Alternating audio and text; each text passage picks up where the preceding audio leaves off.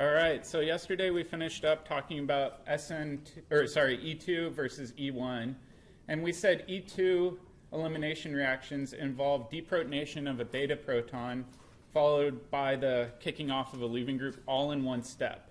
And we said that this is a second order reaction, so it's really easy to check that it's second order by changing the concentration of the base and seeing if the rate changes, right? And we said that the next reaction is a little bit different. We said the leaving group falls off first. It's a lot like SN1, so you have a carbocation that must be stabilized. Then you want to grab a beta proton with a weak base and then give your elimination product. So in this case, the rate limiting step involves loss of your leaving group. Therefore, it's only first order, and the easiest thing you can do to check that is change the base concentration. If the rate doesn't change, it's got to be E1, right? All right, so after that, we briefly mentioned a little bit about, I'm completely blanking. Entropy. That's the word I'm looking for. We said with elimination reactions, you're usually going from 2 moles of starting materials to 3 moles of product, so you're getting more disordered. Where with substitution, you're normally doing 2 moles back to 2 moles, so there's not a lot of entropy involved there. And so we said for elimination reactions, they're really favored at high temperature, where changing temperature doesn't affect substitution reactions very much. So now what we need to get into is how to distinguish between a good nucleophile and a good base. And this is something that confuses people a lot. So nucleophilicity versus basicity. So let's review.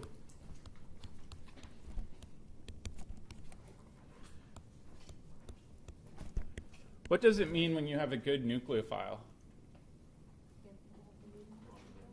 What's that? So it can attack a carbon and kick off a leaving group, right? So it's got to be something that's relatively unstable.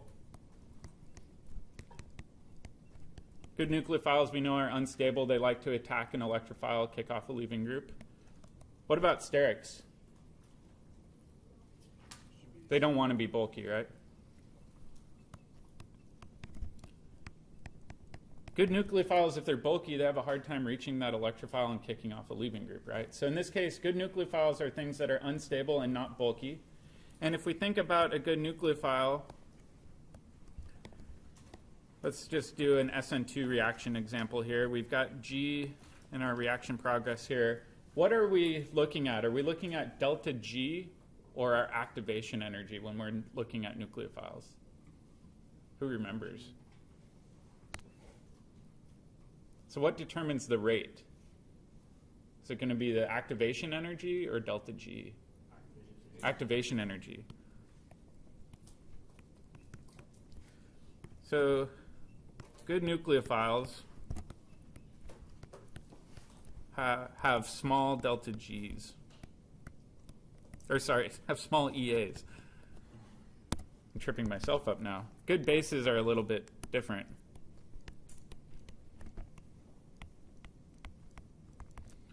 What does it mean to be a good base?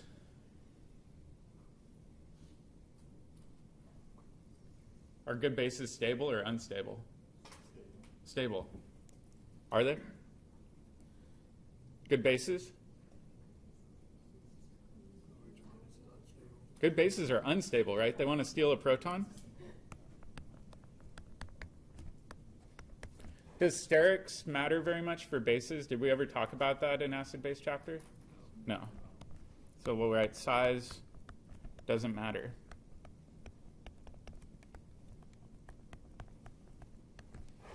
All right, so it gets confusing, right? If we look at a good nucleophile, it needs to be unstable. If we look at a good base, it should also be unstable. So sometimes you have good bases that are good nucleophiles, and sometimes you have good nucleophiles that are also good bases. It's very confusing. But let's think about this in terms of our reaction coordinate diagram again.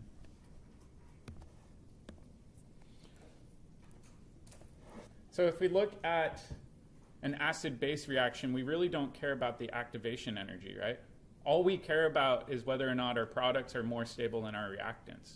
So when we're looking at an acid-base reaction, what we're really looking at is this delta G.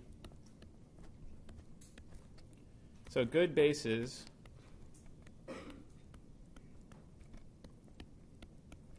have a large negative delta G value, meaning our product should be a lot more stable than our starting material.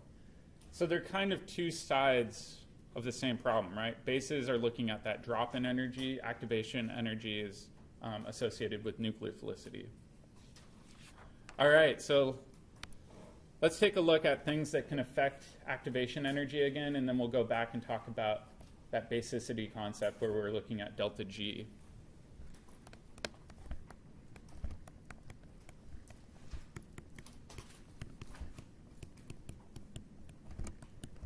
So factors that affect activation energy, and we know this is for nucleophilicity.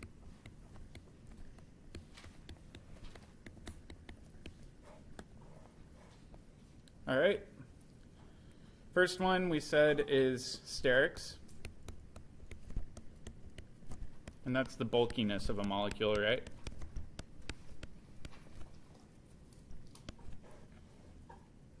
So let's take an example here.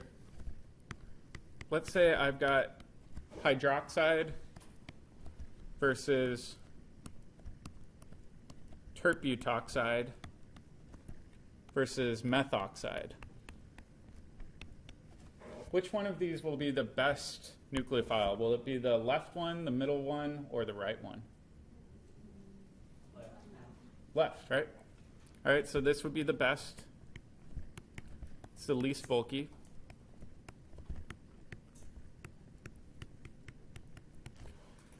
Which one would be the worst? The middle one, right? Middle one's very bulky.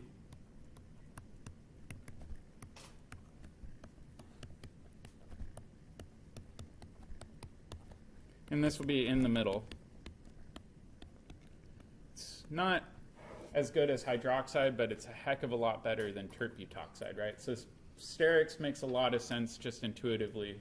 And we discussed that earlier when we were talking about substitution chemistry. The other one we said was stability.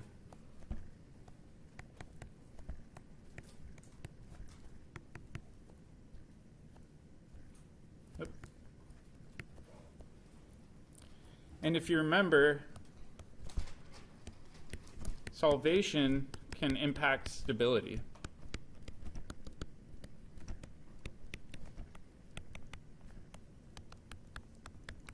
So let's go back and make that little chart that we had before. We'll do the organic chemist periodic table. Phosphorus, sulfur, chlorine, we'll do selenium, bromine, and iodine. All right, let's assume, for example, I've got F minus versus C minus versus Br minus versus I minus. In an aprotic solvent, what is going to be the most nucleophilic for an aprotic solvent? Let's think about that. So aprotic solvents don't really interact with the negative charges that much, right? So which one's going to be the least stable in an aprotic solvent? Fluoride, right? So more nucleophilic in an aprotic solvent.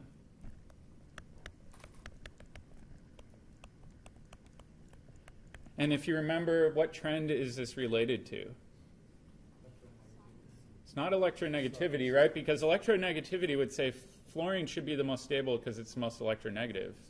It's size, right? So this is due to atomic size. We know that smaller atoms don't like carrying negative charges. Larger atoms do.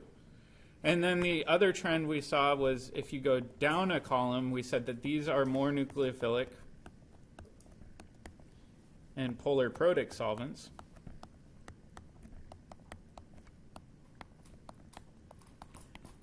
And why is that? H bonding, right?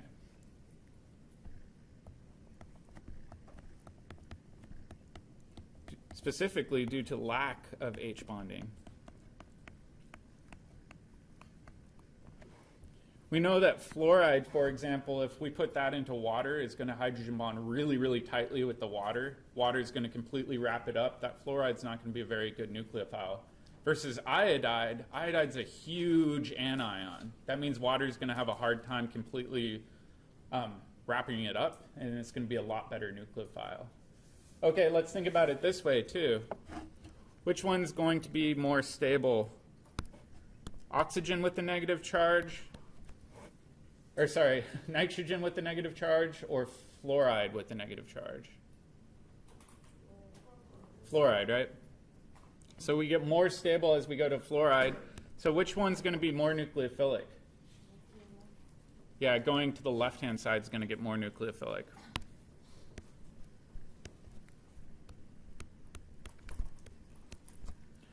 And we said this is due to electronegativity. Oh my goodness. So I'll just write due to En. So we've got a bunch of different things we need to keep track of. If we're looking at a column, we do need to pay attention to solvation. If we're just comparing rows, we're only looking at electronegativity, right? The other thing we can do is go back to the chapter on acid-base chemistry and look at those stability trends too. So resonance, things like that also play a large role as well. So this is kind of a hybrid of both acid-base chemistry and nucleophilicity. Does that make sense? Okay, so now let's take a look at delta G.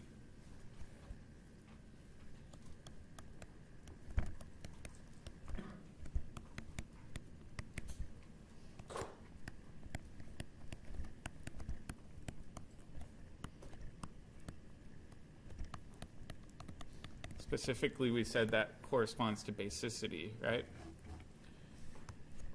We said we want our base to be unstable.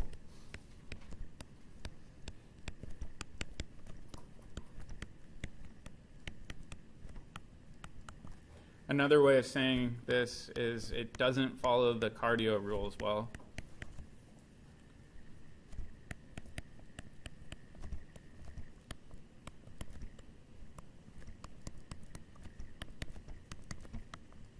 That means, first of all, it should be charged, right? A good base usually has a negative charge. That's the C. Typically, A, that's the atom. We want it to be on a relatively non-electronegative atom. So a good one might be, I don't know, nitrogen with a negative charge. That would be a really good base. Carbon with a negative charge, that's going to be a really, really good base. We don't typically want it to have resonance as well. So you can go through those cardio rules, and we want it to not follow those rules well. So ideally, we don't want it to be very stable.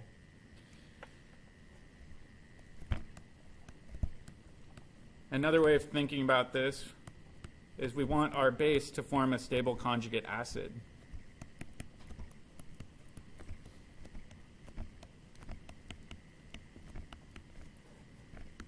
A stable or non-acidic conjugate acid. So really all of this goes back to chapter 3 when we talked about acid-base chemistry. So review chapter 3 if you feel a little rusty on this.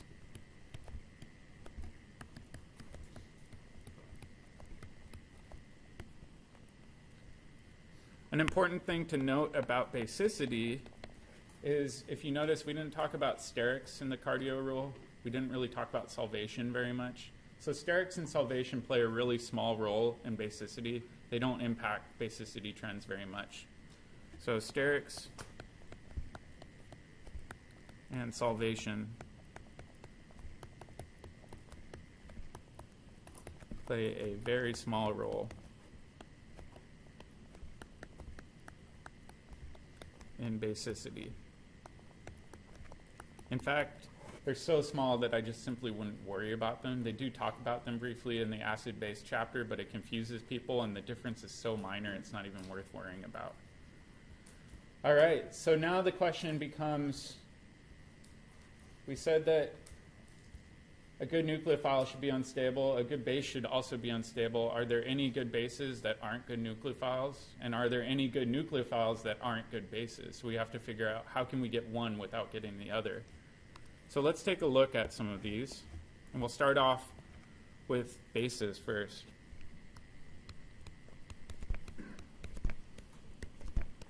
So what if we need a base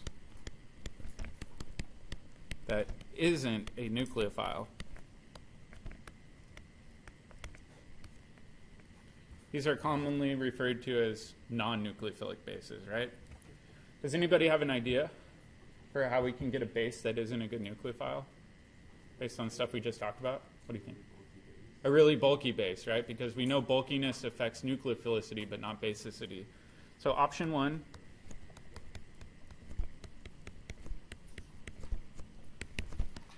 use a bulky base.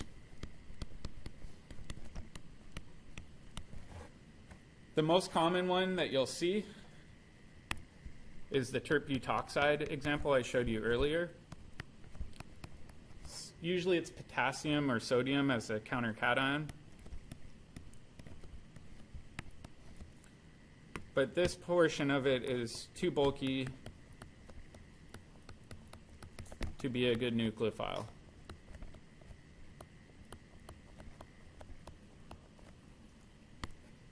We also have a few other options.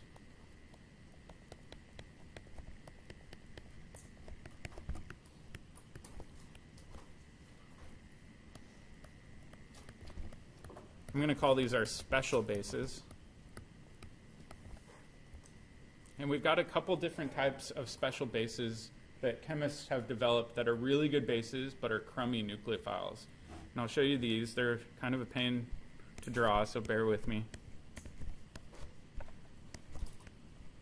So we've got a six-membered ring, nitrogens that are offset by 1 carbon, and then a 5-membered ring coming off one side. So it looks kind of like this. We have a double bond here, lone pair on this nitrogen, and then this nitrogen has a hydrogen and a lone pair off of it. All right, so if we look at this compound and we try to name it according to the IUPAC rules, this would be 1,5-diaza bicyclo,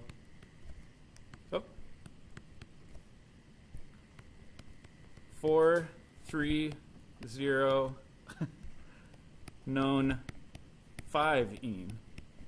That rolls off the tongue easily, right? So what chemists call this instead is they call it DBN.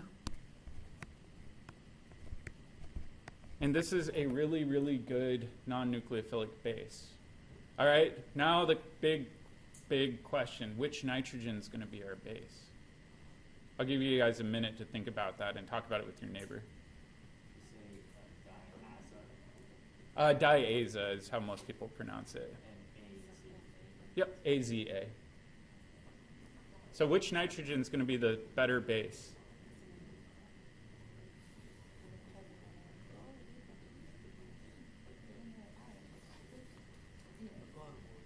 Oops, sorry, this should not have a proton on it. I think I gave it away. I was going to say that violates the octet rule. All right, knowing that I made a mistake already, which nitrogen is going to be the better base? The lower one. Thanks, Jeff.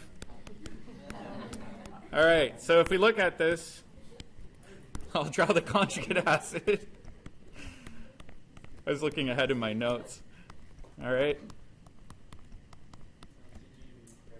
I know, next time I'll come less prepared. All right, why is this so much more stable than the other nitrogen getting the proton? Resonance, right? So if we look at this, we can say, hey, we can delocalize that positive charge all the way around to that other nitrogen.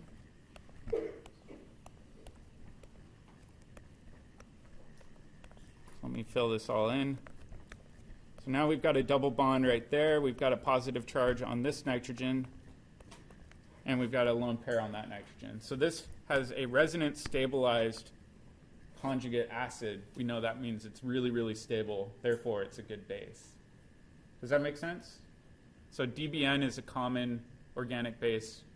I typically just want you to remember the 3-letter acronym. I don't expect you to memorize the structure or the full IUPAC name because it's a mouthful. All right, there's also one other one. This one's even harder to draw.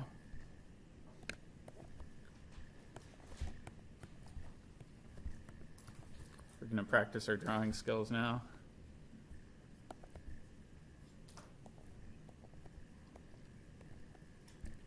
So let me put little dots for our carbons here. So that should be a 5-carbon bridge on the left. And we've got a double bond down here, nitrogen right there. So this would be a 1,8-diaza bicyclo 5,4,0, because now we've got a 5-carbon bridge. And this would be undec 7-ene. Again, it's a mouthful, so most people will call this DBN, or sorry, DBU. DBN we already did. All right, so again, which nitrogen do you think is going to be the better base? The top one or the bottom one? Bottom one. It looks a lot like the one we just saw, so I'll just call this our proton. If we take a look at this, this can also grab that proton.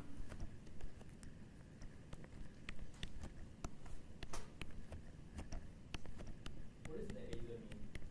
That's for nitrogen. So diaza means you have 2 nitrogens in the ring system. We haven't gotten into naming nitrogen-containing molecules yet, but we will later on in the year. Yeah, you don't need to know it right now. All right, and just like before, we said that there's resonance that can occur here. I hate drawing these big rings.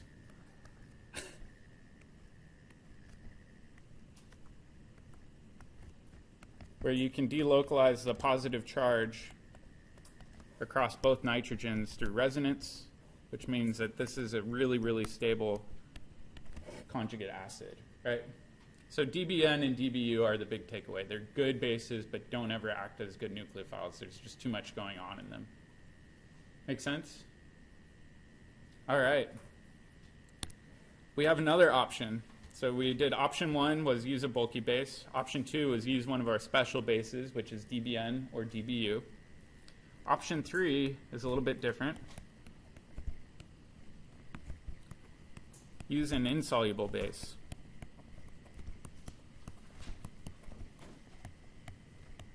And this doesn't make a lot of sense when you first see it, but a base doesn't need to be soluble.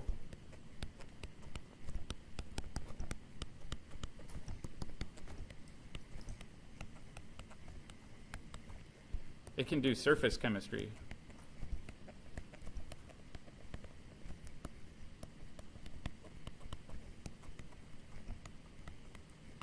Does a nucleophile need to be soluble? Yeah, because it's got to actually physically reach a carbon to attack, right? In this case, it can do surface chemistry on the exterior protons on a molecule and just pluck them off, right? Exterior protons are readily accessible. So there's a few different examples that we can use in this situation. You can use sodium hydride, you can use potassium hydride, something like that. Sometimes you'll even see lithium hydride as well, but normally you'll see sodium hydride in our textbook. It tends to be the favorite of Klein. So the proton transfer occurs at the interface, but let's break this down into its parts, right? So we have Na plus, our sodium cation. We've got H minus, that's our hydride anion. And if we have some sort of acid-base reaction, right, you're going to have a proton floating around. This hydride, even though it's a solid salt, can actually grab that proton, and then we'll end up forming sodium. And then what will our conjugate acid be? H2, right? Because we've reacted a hydride, H minus, with H plus, which is a proton. So H2, that's a gas, right? So this will actually bubble out of solution, which helps this reaction go really, really quickly. The only downside with this reaction is you're forming hydrogen gas, which is explosive. So this typically is only done on small scale, right? The other big problem with these reagents, too, is living in the Northwest. You guys can see it's mighty damp outside. If there's moisture in the air, it will actually start deprotonating the moisture in the air. So when you weigh it out, you have to be really quick, dump it into your reaction flask, and just close it up. If you leave this jar out in a wet environment, it will react with the moisture in the air really quickly. So it's a cool reagent because it doesn't dissolve well. You put sodium hydride in, it sinks to the bottom, starts fizzing as it generates hydrogen, but it deprotonates all the positions that are acidic. Make sense? Kind of weird to think about. All right. So what if we want a strong nucleophile that isn't basic?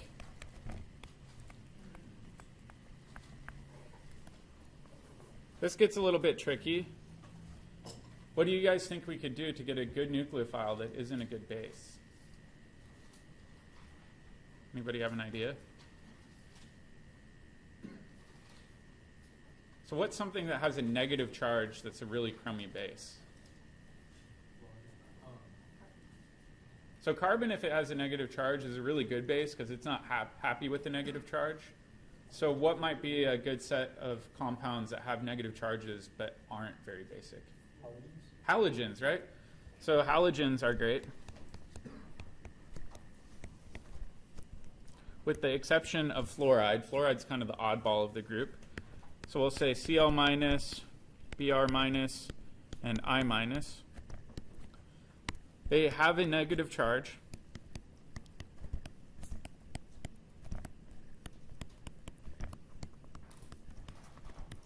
Which means that they're a good nucleophile. But they are crummy bases because they're the conjugate base of a strong acid, right? So halogens work really well. Another thing you can consider is using sulfur compounds.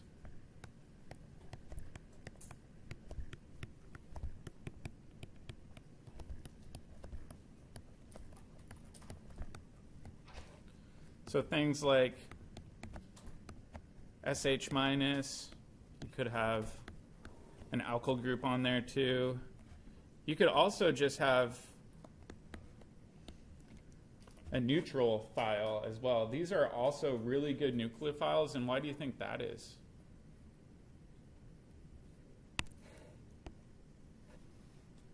Anybody remember? Why is sulfur a lot less nucleophilic than oxygen? This was on our practice exam. Who remembers on our practice exam?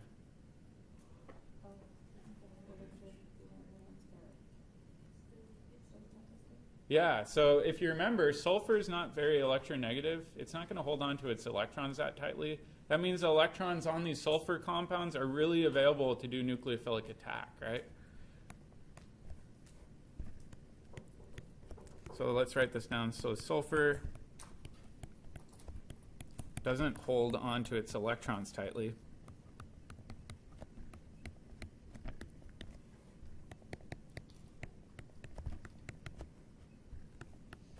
Because it is not very electronegative. So typically, if you want a good nucleophile that's not a good base, what you need to do is pick a halogen or a sulfur-containing compound. Those don't do acid-base chemistries because in this case, sulfur is really stable. It's a large atom. It's happy with the negative charge. And we know the halogens are the conjugate base of strong acids, so they're not going to be good bases. Make sense? It gets kind of tricky. So let's make a little chart.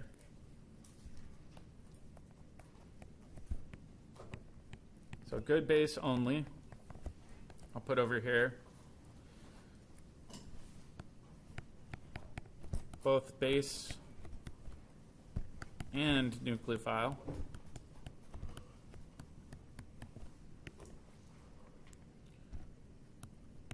Good nucleophile only. And then we'll put weak base,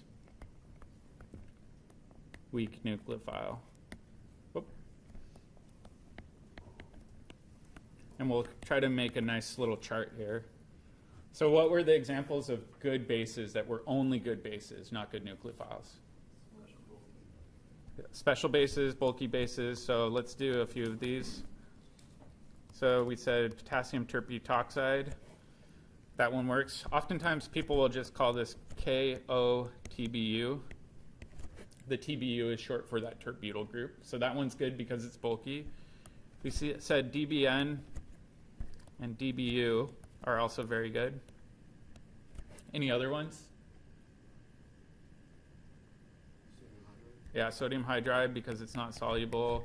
Same with potassium hydride or lithium hydride. All of those are insoluble. So they're good bases, but not good nucleophiles. All right, let's skip this middle one and go straight over to our good nucleophiles. What are good nucleophiles but not good bases again? Halogens. So I'll say Cl minus, Br minus, and I minus. What else? Sulfur compounds, right? So we'd have SH minus, SR minus. The other thing to remember too, I'm going to put a little asterisk down here. That R group shouldn't be bulky. If it's bulky, it's not going to be a very good nucleophile, right? So that R group ideally would be something like a methyl group, something not very big. And we also said things like regular thiols are also good nucleophiles because they don't hold on to their electrons very tightly. All right, now we've got this middle one right here. What's a good base and a good nucleophile? Does anybody want to throw out some options? Hydroxide, absolutely. Hydroxide we know is a very good base. We use it a lot in general chemistry. It's also a good nucleophile because it's unstable and not bulky. Any other ones? Yeah, really any strong base we haven't listed. So we can have, again, some sort of R group. So this would be an alkoxide. Again, we don't want it to be bulky, so terbutoxide's out of the question. But something like methyl in that R position, that's a really good base. We can also have a wide variety of other strong bases that weren't listed. So there's a whole bunch of them that's possible there. All right. And then weak base, weak nucleophile, what do you think those would be? Anything that's really stable. So for example, with SN1 reactions, what was a common nucleophile that we saw? H2O, water. It's not charged, so it's going to be really, really weak as a nucleophile. Water is also a really weak base. We could also have things like methanol. Really any sort of alcohol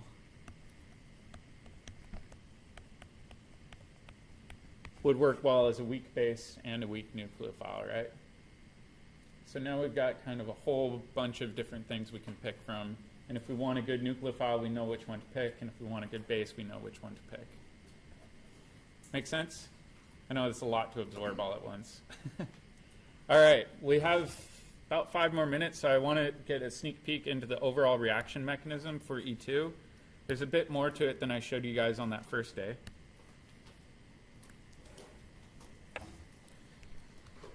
So E2 reaction mechanisms, are they first order or second order? Second. So they're a concerted second order reaction.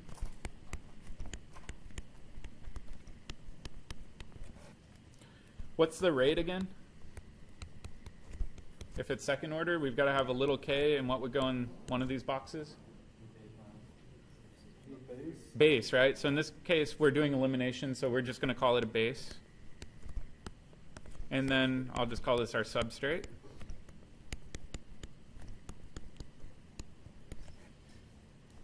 And which protons are we going to deprotonate in an E2 reaction? Beta protons.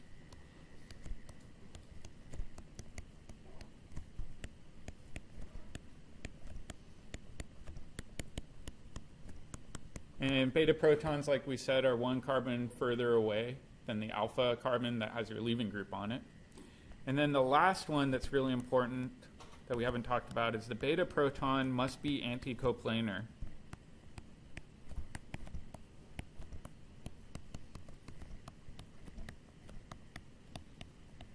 So I'll show you guys what I mean by this anticoplanar thing. Let's consider this compound, and I'm going to have bromine on here. And I'm going to have a blue proton coming off here, and I'll have a green proton coming off here. Both of these are in that beta position, right? And alpha is that carbon with our leaving group on there. All right, now the question is, which of these are going to be anticoplanar? And what does coplanar mean, first of all? Yeah, they have to be aligned in the same plane, right? It's hard to tell in this. Well, let's take a look, too. This gets a little confusing unless you see it in the chair conformation. So we got to go back and review the chair.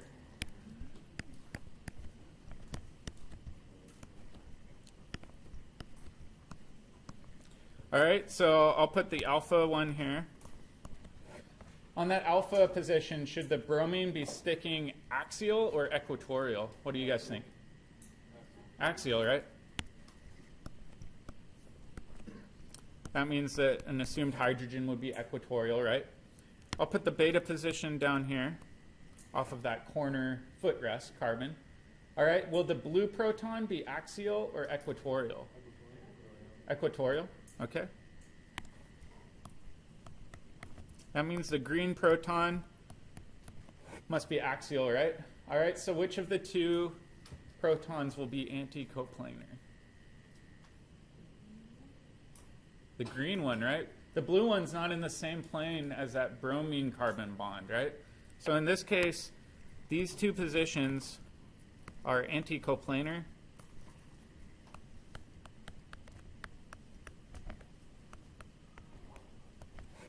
So let's just pick a base and do this E2 reaction. What would be a good non-nucleophilic base we can use? We don't want it to do SN2 chemistry on accident.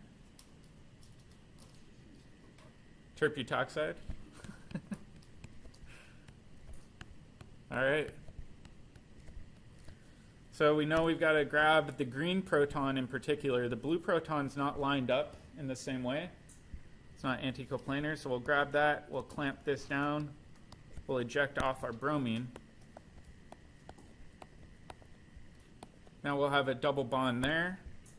This blue proton will be left over. We'll have our conjugate acid now, which is tert-butanol. And then last but not least, we'll have potassium, which is our countercation, and we'll have bromine, or bromide, excuse me, as our leaving group that fell off. So this would be the product of that reaction. Is that B supposed to be an H? The blue B. Oops, sorry, yeah, that should be an H. Thank you. All right, so hopefully that will give you a little bit of a hint when it comes to your problem of the day. One thing I will tell you about the problem of the day is you might need to consider both chair structures. So you may need to do some chair flips. I know we haven't done that in a while, which is why I threw it on a problem of the day for you guys. All right, good luck. Let me know if you guys have any questions.